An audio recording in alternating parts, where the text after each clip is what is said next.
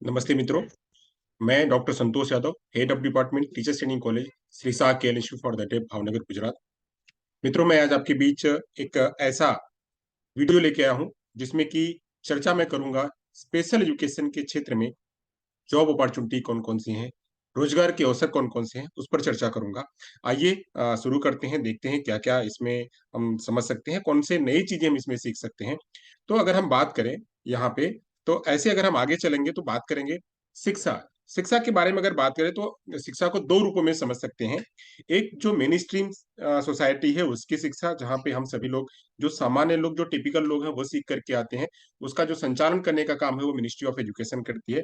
उसी के पैरेलल जो दिव्यांग लोग हैं, जो दिव्यांग जन हैं, उन दिव्यांग जनों के लिए स्पेशल एजुकेशन की व्यवस्था करी गई है। उस स्पेशल एजुकेशन को संभालने का काम department of empowerment of person with disability करती है।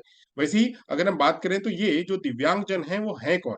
तो दिव्यांग जनों की अगर हम चर्चा करें तो उन दिव्यांग जनों से चर्चा करने से पहले अगर हम समझें कि एजुकेशन सिस्टम हमारे यहाँ का क्या है, हमारे भारत की जो शिक्षा प्रणाली है वह क्या है। तो भारत की शिक्षा प्रणाली में pre primary, primary, upper primary, secondary, higher secondary, college level तक की एजुकेशन होती है। जो शिक्षा एक सामान्य व्यक्ति जो सुन सकता है, बोल सकता है, जो सब तरफ से वह एबल है, वह जैसे जो शिक्षा के चीजें ले सकता है, वैसे ही दिव्यांग जन जो है, वो दिव्यांग जन भी वो शिक्षा को ग्रहण कर सकते हैं।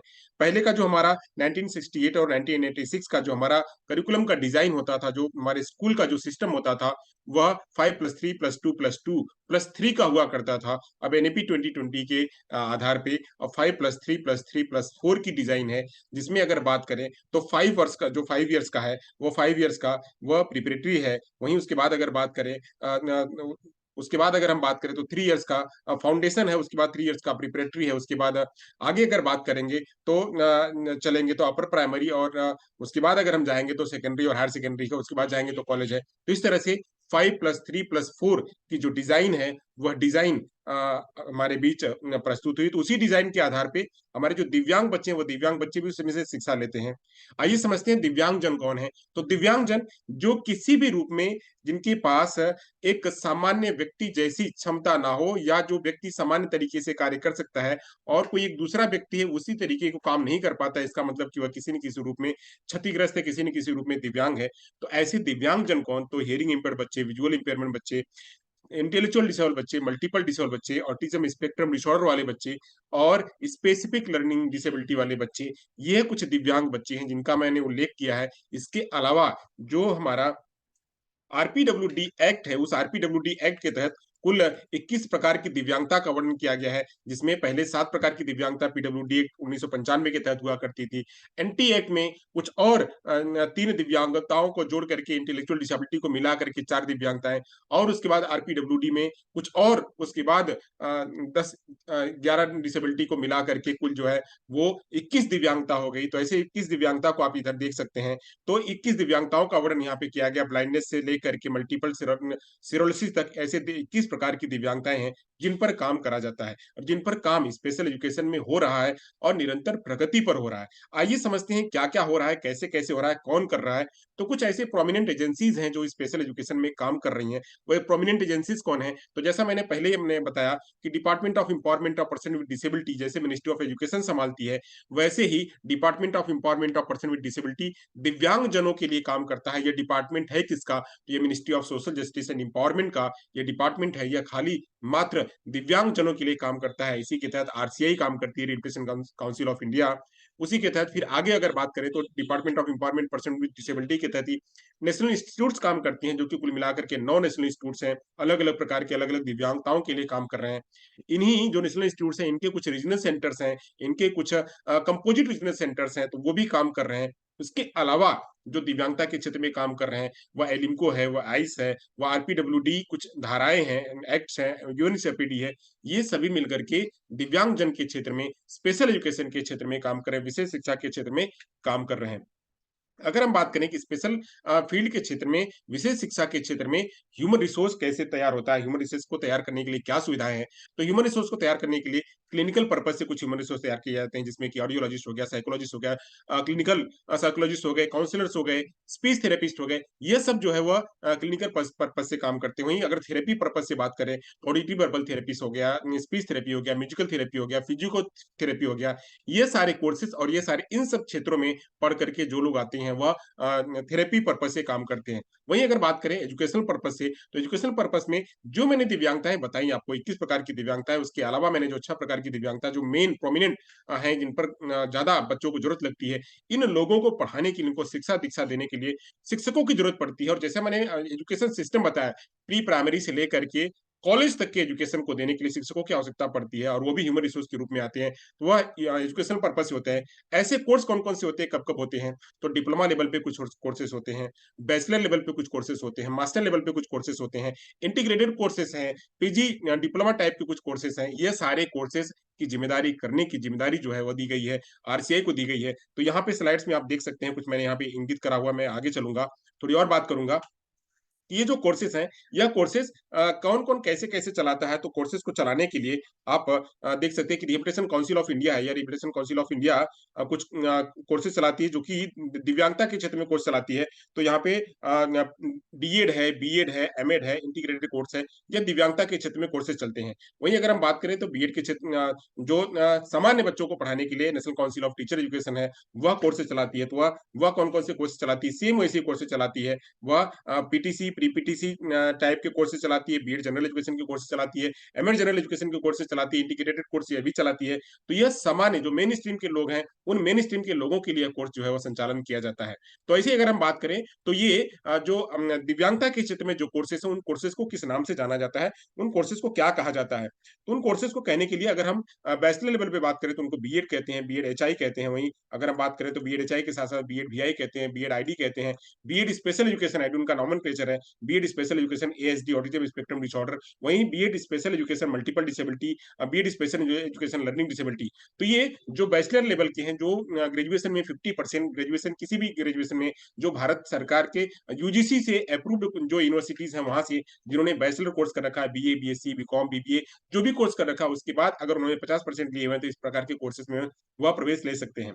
वहीं अगर बात करें तो 12वीं पास के आधार पे भी जो टीचर बनते हैं, पहली से लेकर के 5वीं तक के जो शिक्षकों की जरूरत पड़ती है उन टीचर बच्चों के लिए, तो वहाँ पे स्पेशल बच्चों को पढ़ाने के लिए, हियरिंग पर बच्चों को पढ़ाने के लिए कुछ शिक्षकों की आवश्यकता पड़ती है, जो कि जिसके लिए कोर्स होता है डीएड। वहीं DEd DEd HI, DEd special education HI, DEd special education BI, DEd special education intellectual disabled, उसके बाद DEd special education multiple disability, और उसके बाद डीसली कोर्स और डीटीएसएल डीटीआईएसएल कोर्स, ये कोर्सेज जो हैं वह आरसीआई द्वारा संचालित है और आरसीआई द्वारा संचालित होकर के काम करते हैं। अगर हम बात करें कि कितने हमारे पास अभी इस हाल में 21-22 के सेशन में हमारे पास अभी हाल-हाल में कितने स्कूल्स हैं, जो कि पूरे भारत सरकार के द्वारा या गवर्नमेंट, नॉन गवर्नमेंट जितने भी स्कूल्स हैं, वो कुल कितने स्कूल्स हैं, तो आप यहाँ पे देख सकते हैं कि कुल इतने स्कूल्स हैं, वह दर्शाए गए हैं टोटल नंबर ऑफ स्कूल। तो यहाँ पे 1 करोड़ 48 लाख 900 ऐसे समथिंग, यहाँ पे 14, यहाँ पे इतने सारे 14 लाख 14 लाख 8 हजार, 1 लाख, हाँ, यहाँ पे ये इतने कोर्सेज, जो इतने विद्यालय जो है यहाँ पे बने हुए हैं, तो ये इतने विद्यालय की जगह पे, इतने विद्यालय की जगह पे ये सारे विद्यालय में आप यहाँ पे देख सकते हैं 14,89,115 विद्यालय यहाँ पे हैं। तो इसमें इन विद्यालयों में केंद्रीय विद्यालय हैं, इन विद्यालयों में अ, जवाहर नवोदय विद्यालय हैं, इनमें सेंट्रल स्कूल्स के विद्यालय, तो ये सभी विद्यालय जो हैं, ये इन विद्यालयों में, हर एक विद्यालय में एक-एक स्पेशल एजुकेटर, हर विद्यालय में जहाँ-जहाँ हमारे बच्चे पढ़ते हैं, वहाँ पे जरूरत है। तो ऐसे ये विद्यालय मैं आपको इसलिए बता रहा हूँ कि इतने विद्यालय हैं, और इन विद्यालयों में एक 10 बच्चों पर एक शिक्षक रखा जाना, तो आप समझ सकते हैं कि कितने विद्यालय और कितने की जरूरत है।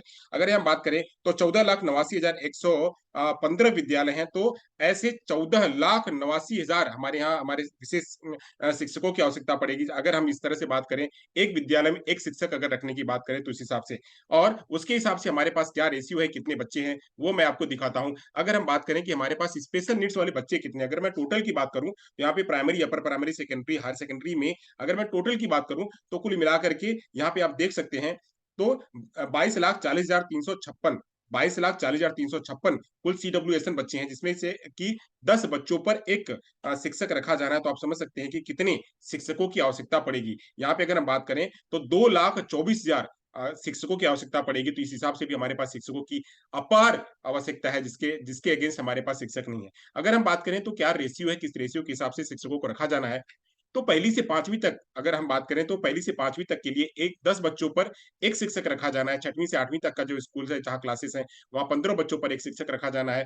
हर एक विद्यालय में पहली से 8 तक के जो विद्यालय हैं, उन विद्यालयों में एक विद्यालय में एक टीचर रखा जाना है। ये सब हाई कोर्ट का आदेश है, जहाँ पे आप देख सकते हैं नोटिफ़िकेशन। ये नोटिफ़िकेशन 21 सितंबर 2022 का, उसके अनुसार मैं बता रहा हूँ। वहीं बात करें अगर स्पेशल स्कूल जो जो है, स्पेशल स्कूल्स में क्या नॉर्म्स होंगे 1st टू 8th में, तो वहाँ पे 1:8 का रेशियो होगा हियरिंग पर बच्चों को पढ़ाने के लिए, विजुअल इम्पेयरमेंट बच्चों को पढ़ाने के लिए, सेरेब्रल पॉल्सी वाले बच्चों को पढ़ाने के लिए। वहीं 5 बच्चों पर 1 शिक्षक की आवश्यकता पड़ेगी इंटेलेक्चुअल डिसेबल और ऑटिज्म स्पेक्ट्रम डिसऑर्डर और स्पेसिफिक लर्निंग डिसेबिलिटी वाले बच्चों के लिए। वहीं मल्टीपल डिसेबल और डेफ ब्लाइंडनेस वाले बच्चों के लिए 2 बच्चों पर 1 शिक्षक की आवश्यकता पड़ेगी। ये सारे नॉर्म्स और रूल्स और रेगुलेशंस यहाँ पे बताए गए हैं। वहीं अगर हम बात करें तो 30:1 30 बच्चों पर 1 शिक्षक रखा जाना, ये हमारा जो हमारा राइट टू एजुकेशन एक्ट उसमें ये बताया गया। वहीं एनईपी 2020 में कहा गया है कि 25 बच्चों पर 1 शिक्षक रखा जाना है। ये सारे नॉर्म्स रेगुलेशन मैं आपको इसलिए बता रहा हूँ कि ये सब जरूरी हैं।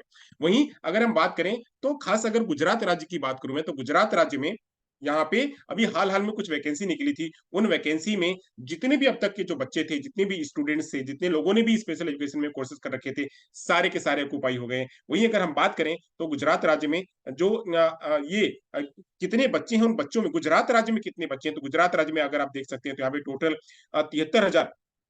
73,336 बच्चे गुजरात में एनरोल्ड हैं। ओवरऑल 21-22 की यह डेटा है, और अभी 22-23 का मैं डेटा नहीं कह रहा, मैं 21-22 का डेटा कह रहा हूँ। उस डेटा के आधार पे ये इतने बच्चे हैं। उसमें अगर हम सोचे 10 बच्चों पर 1 शिक्षक रखा जाना है, तो अभी भी 7,500 शिक्षकों की आवश्यकता खाली मात्र गुजरात में है।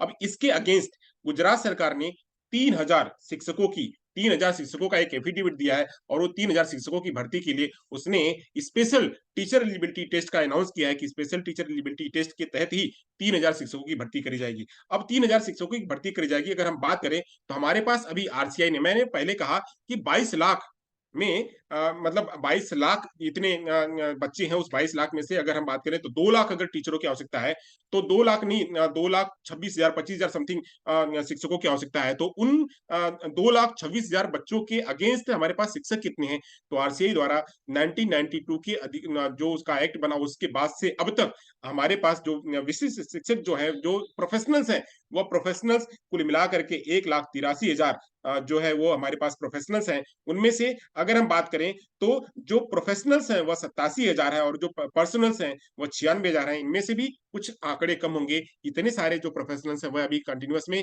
कुछ कुछ ऐसे शिक्षक है जो तो काम कर रहे हैं, कुछ ऐसे शिक्षक है जो रिटायरमेंट हो गए हैं, रिटायरमेंट ले लिया उन्होंने, और कुछ अभी जो नए शिक्षक है उनमें अगर हम बात करें तो बस मात्र 1 लाख प्रोफेशनल्स ही है हमारे पास, जो कि हमारे इस अभी हाल-हाल में दिव्यांगता के क्षेत्र में काम कर रहे हैं।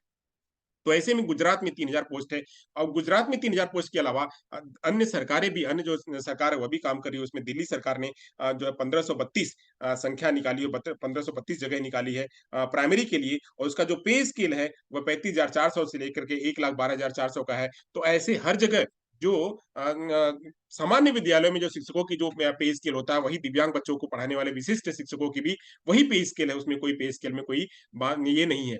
वहीं अगर हम बात करें तो राजस्थान सरकार ने अभी हाल-हाल में उसका कल से एग्ज़ाम स्टार्ट होने वाला, नहीं 25, 26, 27 ये 3 उसका मेंस एग्ज़ाम होने वाला है। उस मेंस एग्ज़ाम में के आधार पे 4500 वैकेंसी भरी जाएगी। वो 4500 वैकेंसी लेवल फर्स्ट और लेवल सेकंड दोनों को मिलाकर के 4500 वैकेंसी भरी जाएगी। उसमें भी 4500 वैकेंसी भी खाली जाएगी। यह क्योंकि वहाँ पे भी इतने प्रोफेशनल्स नहीं है। वहीं अगर बात करें तो अन्य राज्य भी यह बात कर रहे हैं। जगतगुरु रामभद्राचार्य एक दिव्यांग विश्वविद्यालय, जिसको उत्तर प्रदेश सरकार ने राज्य विश्वविद्यालय का दर्जा दिया है, वहां भी वैकेंसी आने वाली है। ऐसी अगर बात करें अलग-अलग जगहों पे केंद्रीय विद्यालय जितने भी, वहां भी विशिष्ट शिक्षकों के भर्ती करने के लिए हाईकोर्ट ने आदेश दिया हुआ है। वहां पे सारे जितने भी केंद्रीय विद्यालय हैं, वो सारे केंद्रीय विद्यालय पोस्ट निकाल रहे हैं। वहीं अगर हम बात करें तो जितने भी अन्य इंटरनेशनल स्कूल्स हैं, वो सारे इंटरनेशनल स्कूल्स भी इस क्षेत्र में वैकेंसी निकाल रहे हैं, स्पेशल एजुकेटर्स के लिए वैकेंसी निकाल रहे हैं। आप सब जगह देखेंगे तो स्पेशल एजुकेटर स्पेशल टीचर सब जगह पे दिखाई पड़ेगा। बाल भारती पब्लिक स्कूल से, वहीं अगर बात करें आदित्य बिरला ग्रुप है, वहीं बात करें तो अन्य स्कूल्स, न्यू हॉरिज़ोन स्कूल्स है,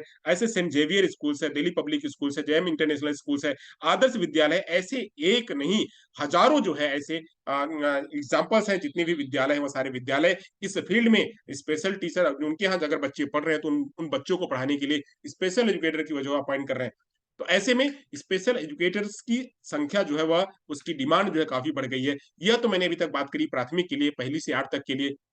वहीं अगर माध्यमिक की बात करें 9वीं 10वीं 11वीं 12वीं की, तो उसके लिए भी नॉर्म्स बन गया है। अभी गुजरात सरकार ने ये मैं आपको चूंकि मैं गुजरात से बात कर रहा हूं, तो गुजरात में गुजरात का एडवर्टीजमेंट मैं आपको दिखा रहा हूं।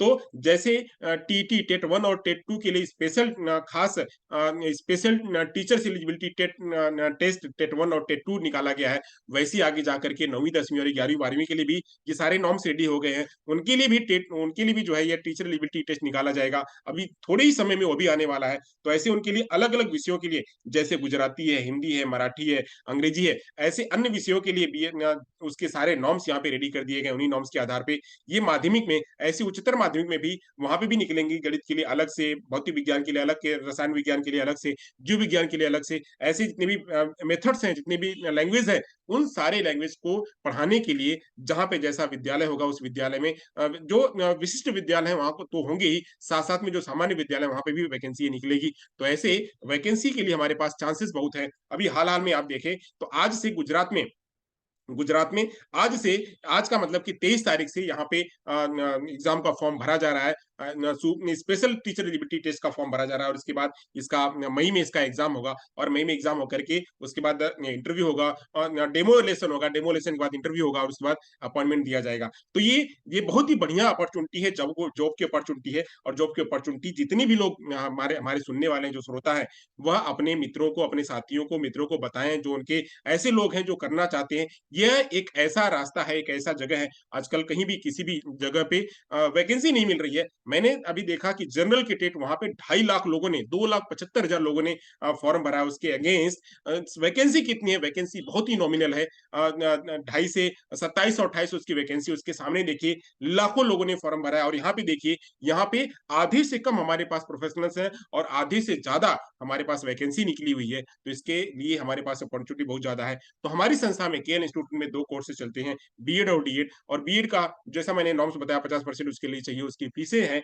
निर्धारित है, तो यहाँ डिस्प्ले पे मैंने लगा रखा है, देख लीजिए। और डीएड स्पेशल एजुकेशन भी हमारे यहाँ चलता है, तो डीएड स्पेशल एजुकेशन और बीएड दोनों 2-2 साल के कोर्सेज हैं। इन दोनों 2 साल के कोर्स में अगर आप चाहते हैं तो किसी को दाखिला दिलाना, तो यहाँ पे दाखिला दिला सकते हैं। वहीं अगर बात करें स्कॉलरशिप, तो स्कॉलरशिप की भी व्यवस्था है।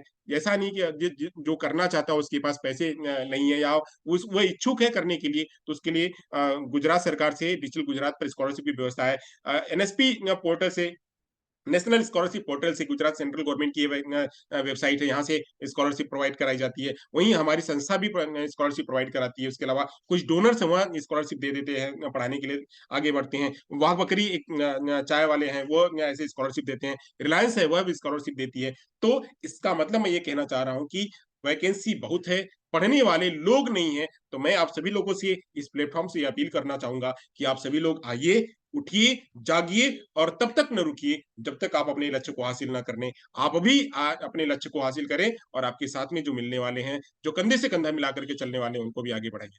तो यही मैं अपनी वाणी को जो है यहाँ पे विराम देना चाहूंगा। मेरा ये कुछ कॉन्टेक्ट नंबर है, यहाँ से अगर आप कॉन्टेक्ट करना चाहते हैं तो कर सकते हैं।